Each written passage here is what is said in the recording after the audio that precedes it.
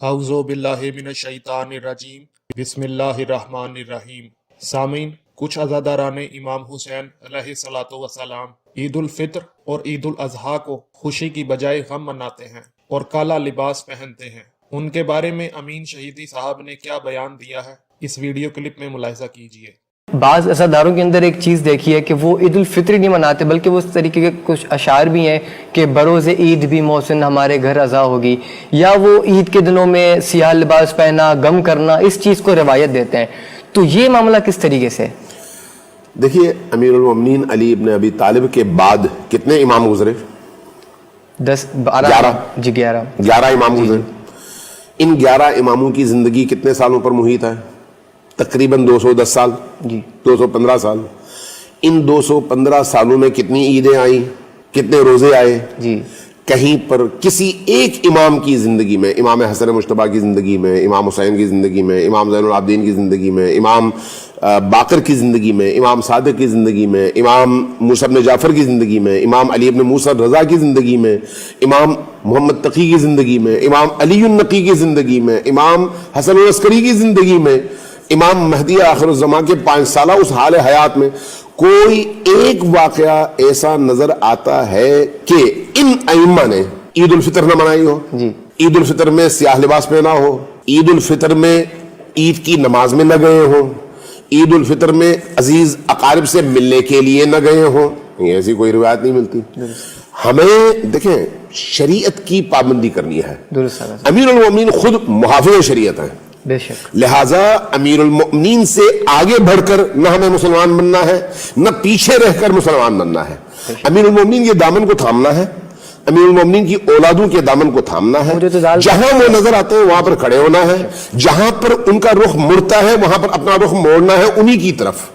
لہٰذا جو انہوں نے دیا وہی دین ہے، جس کا انہوں نے انکار کیا وہ بے دینی ہے۔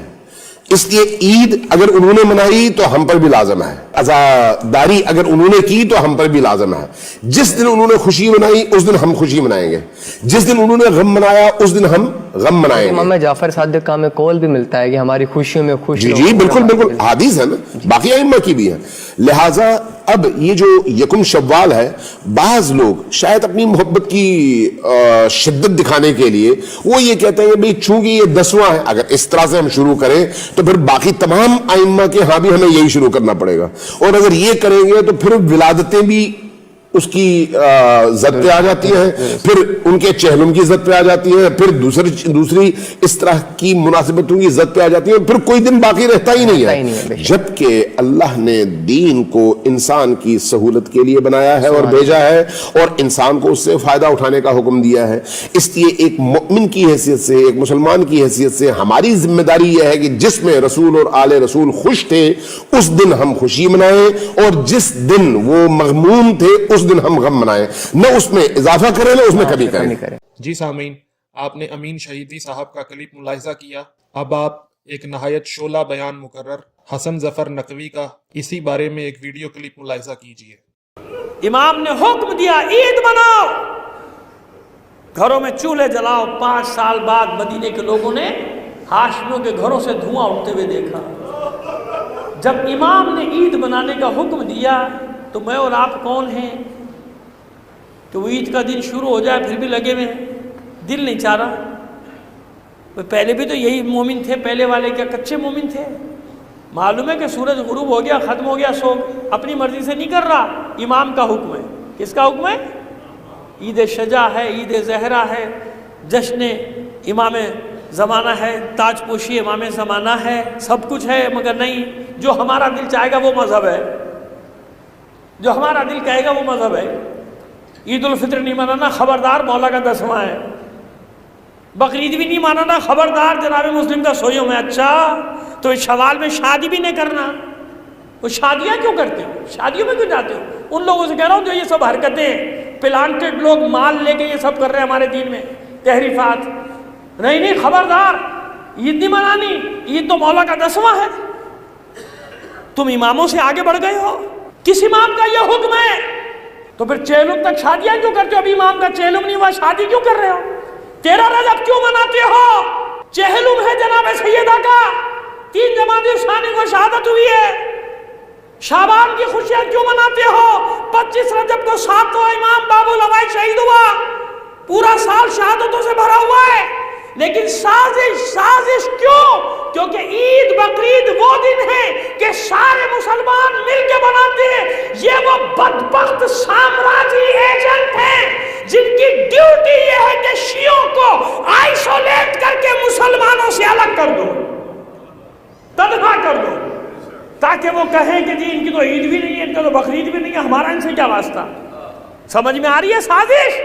ये अपने आप को बड़े बड़े जो फैशनेबल मौलाई बन के घूमते हो ना, अली के गुलामों की आंखों से ना तुम छुपे हुए हो, ना तुम्हारे वो आका छुपे हुए जो तुमको माल देते हैं और तुम्हें माल देकर ये सब कुछ करवाते हैं। सामीन, आइए अब हम कुतुब शिया से देखते हैं कि अमीन शहीदी और हसन जफर नकवी के बयान की हकीकत क्या है। सैयद मोहम्मद मेहदी माजंदारानी अपनी किताब मालियुस सिब्तैन फी अहवाल अल हसन वल हुसैन अलैहिमुस्सलातु वस्सलाम जिल्द 2 सफ़ा 78 में लिखते हैं कि बहारुल अनवार में लिखा है कि जब शिमर लईन ने इमाम हुसैन अलैहिस्सलातु वस्सलाम का सर अक़दस उनके बदन अथर से जुदा किया तो एक मनादी ने अर्श से निदा दी कि ए अपने नबी सल्लल्लाहु अलैहि वसल्लम के बाद हैरानो परेशान उम्मत जालिमा, आज के बाद ना ही तुम्हें ईद उल अजहा नसीब होगी और ना ही ईद उल फितर। और इसी किताब में लिखा है कि इमाम जाफर सादिक अलैहिस्सलातु वस्सलाम फरमाते हैं कि जब तक खून मजलूम यानी इमाम हुसैन अलैहिस्सलातु वस्सलाम के लहू का इंतकाम नहीं लिया जाएगा, उस वक्त तक ये उम्मत हर ईद और खुशी से महरूम रहेगी।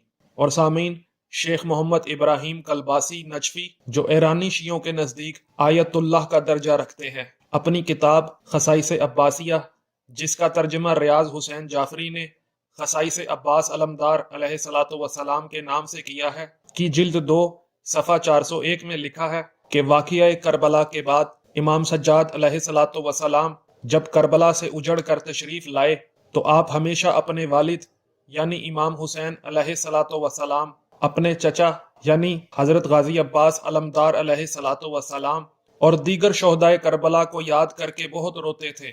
वाक़िया करबला के बाद आप ईद के इजलासों में शामिल नहीं होते थे। जब भी ईद आती थी तो इमाम ज़ैनुल आबिदीन अलैहिस्सलातु वस्सलाम का गम ताज़ा हो जाता था।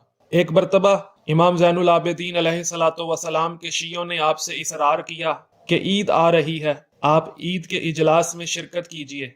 इमाम ज़ैनुल आबिदीन अलैहिस्सलातु वस्सलाम के शियों ने अपनी ख़वातीन को मुक़द्दिरात इस्मत के पास भेजा कि आप इमाम ज़ैनुल आबिदीन अलैहिस्सलातु वस्सलाम से दरख्वास्त करें कि वो ईद के इजलास में शरीक हो जाएं। तो इमाम ज़ैनुल आबिदीन अलैहिस्सलातु वस्सलाम ने लोगों के इसरार पर अपनी शिरकत का वादा किया और फरमाया कि मैं ईद के इजलास में शामिल ज़रूर हूँगा, लेकिन मेरी एक शर्त है कि तुम लोग मुझे ईद की मुबारकबाद नहीं दोगे। तो सामीन, अब आपकी मर्जी है, आप ईद के दिन एक दूसरे को मुबारकबाद दें या इमाम की तरह गम मनाएं। और सामीन, जैसे गैर शिया हजरात के मजहब की बुनियाद 6 कुतुब अहादीस यानी सहासिता पर खड़ी है, ऐसे ही शिया हजरात के मजहब की बुनियाद 4 कुतुब पर खड़ी है। इन्हें कुतुब अरबा भी कहा जाता है। इसमें से एक किताब शेख सद्दूक की मन ला यहज़ारहुल फ़क़ीह है, जिल्द इसकी अव्वल है, हदीस 1480 है। इसमें सफ़ा 299 में लिखा है कि इमाम मोहम्मद बाकिर अलैहिस्सलातु वस्सलाम ने इरशाद फरमाया कि खवा ईद उल फितर हो या ईद उल अज़हा, इसमें आले मोहम्मद अलैहिमुस्सलातु वस्सलाम का गम ताज़ा हो जाता है। तो लोगों ने अर्ज किया कि ऐसा क्यों है? तो इमाम बाकर अलैहिस्सलातु वस्सलाम ने फरमाया कि वो देखते हैं कि उनका हक दूसरों के कब्जे में है। और तारीख शियत के सबसे बड़े मुहक्किक बाकिर मजलिसी ने 110 जिल्दों पर मुश्तमिल किताब बहारुल अनवार लिखी है, जिसका तर्जमा सैयद हसन इमदाद ने किया। इस बहारुल अनवार की जिल्द 6 सफ़ा 98 में लिखा है कि अब्दुल्ला बिन मुबारक ने इमाम ज़ैनुल आबिदीन अलैहिस्सलातु वस्सलाम के वो अशआर भी नकल किए हैं जिन्हें आप इस मजमा के दरमियान पढ़कर सुना रहे थे कि हम औलादे मुस्तफ़ा हैं, हम बड़े गमो अंदोह वाले हैं, हम में जो गुस्से को पी जाने वाले हैं वही उनको बर्दाश्त कर सकते हैं। तमाम मखलूक में हमारा इम्तिहान, हमारी आजमाइश बहुत सख्त है। हमारा अव्वल और आखिर दौरे आजमाइश में, दौरे इब्तला में मुब्तला रहा है। مخلوق تو اپنی عید منا کر خوش و خرم ہے، لیکن ہماری عیدیں ہمارا ماتم ہیں۔ لوگ خوشی اور چین سے زندگی گزار رہے ہیں، لیکن ہمارے خوف زدہ افراد کو زندگی بھر سکون میسر نہ آ سکا۔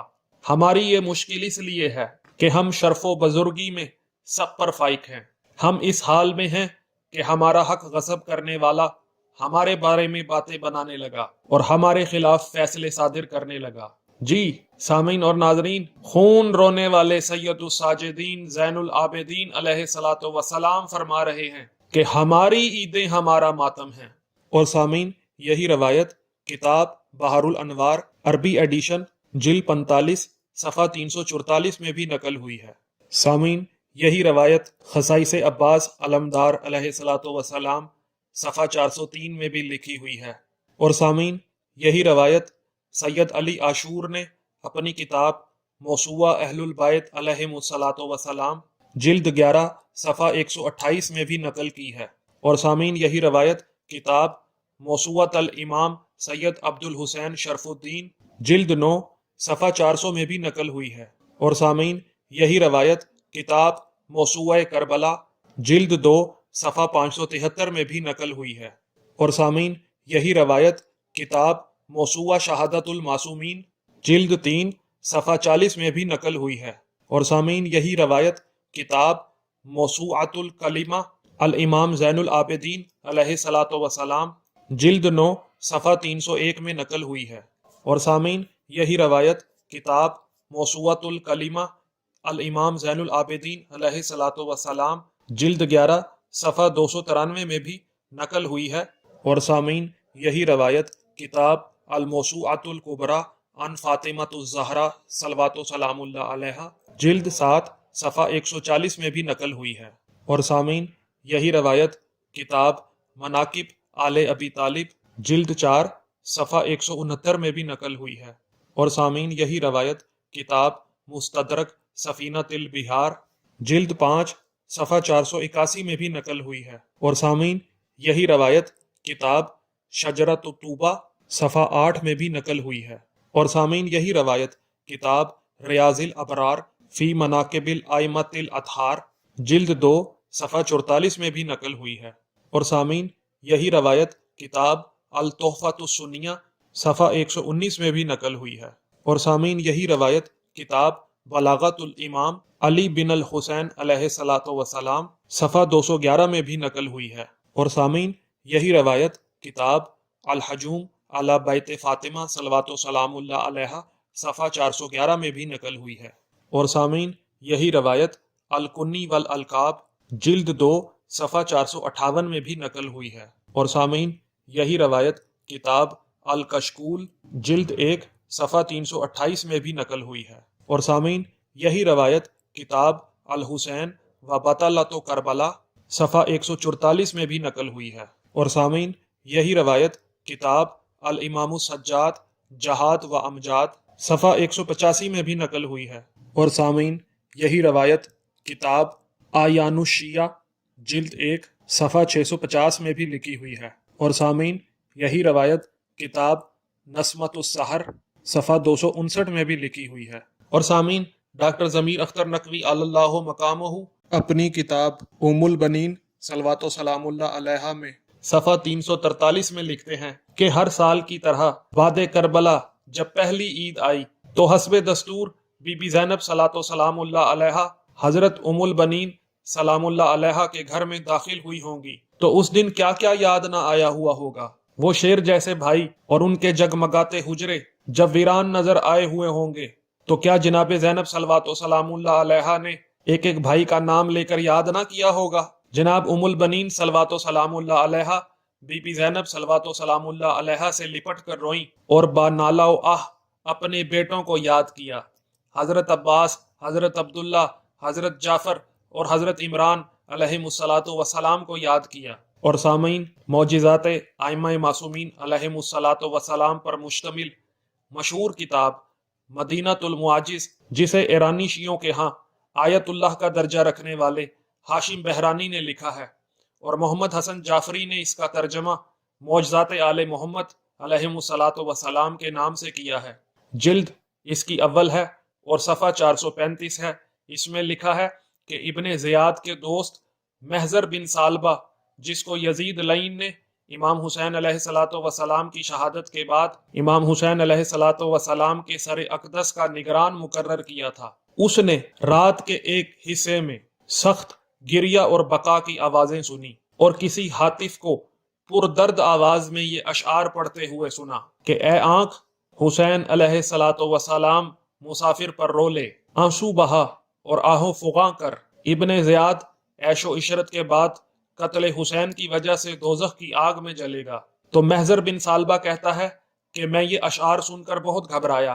پھر کسی اور ہاتف کی آواز مجھے سنائی دی جس نے یہ اشعار پڑھے کہ ہم حسین علیہ الصلوۃ والسلام کے غم میں روتے ہیں، پھر آنسو بہاتے ہیں، اور ہم ہر عید اور ہر محفل میں ان کا مرثیہ پڑھتے ہیں. تو میرے عزیز سامعین اور ناظرین، اگر آپ ہر عید پر غم حسین علیہ الصلوۃ والسلام میں نہیں رو سکتے، امام علی علیہ الصلوۃ والسلام کے غم میں نہیں روتے اور آنسو نہیں بہاتے، تو آپ سے اچھا وہ ہاتف ہے جو ہر عید پر غم امام مظلوم علیہ الصلوۃ والسلام میں آنسو بہاتا ہے.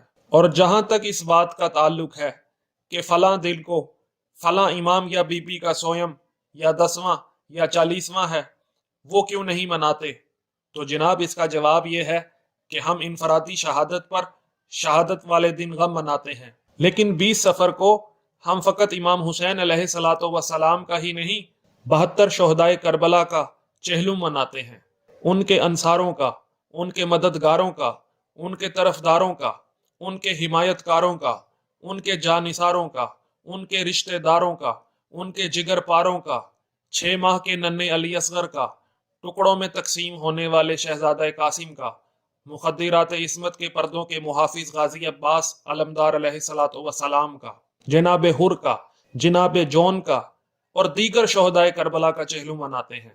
اور سامعین، اس بارے میں عارف اعظم غضنفر عباس توسوی علی اللہ مقامہ نے کیا ہی خوب جملے بیان کیے ہیں، ملاحظہ کیجئے. اب دیکھیں، جس سے جتنی محبت ہوتی ہے یا جس کا جتنا مقام عظمت ہوتا ہے، اس کا دکھ اتنا طویل ہوتا ہے. اب آپ اسی بات کو دیکھیں کہ امام حسین علیہ السلام کی شہادت کو تقریباً 1400 سال ہونے والے ہیں، بالکل اب تک کیوں منائی جا رہی ہے؟ واہ، یعنی اب یہ 10واں کہاں گیا، 20واں کہاں گیا، 40واں کہاں گیا؟ اب جس کا غم 1400 برس پر محیط ہے. چونکہ انسان کی فطرت غم فراموش ہے. کسی کا ایک بیٹا ہو، اکلوتا بیٹا، اور وہ مر جائے تو جس وقت اس کی روح بدن کو چھوڑتی ہے تو اس پر ایک قیامت ٹوٹ پڑتی ہے. وہ دھاڑے مار کے روتا ہے، پچھاڑیں کھا کھا کے گرتا ہے، سنبھالے نہیں سنبھلا جاتا. لیکن غسل اور کفن تک غم ہوتا ہے، لیکن وہ والی کیفیت نہیں رہتی کہ جب تازہ تازہ اس کی روح نکلی تھی. جب قبرستان میں لے جاتے ہیں غم ہوتا ہے، وہ وقفے وقفے سے رو بھی رہا ہوتا ہے، لیکن غم کی وہ کیفیت نہیں ہوتی.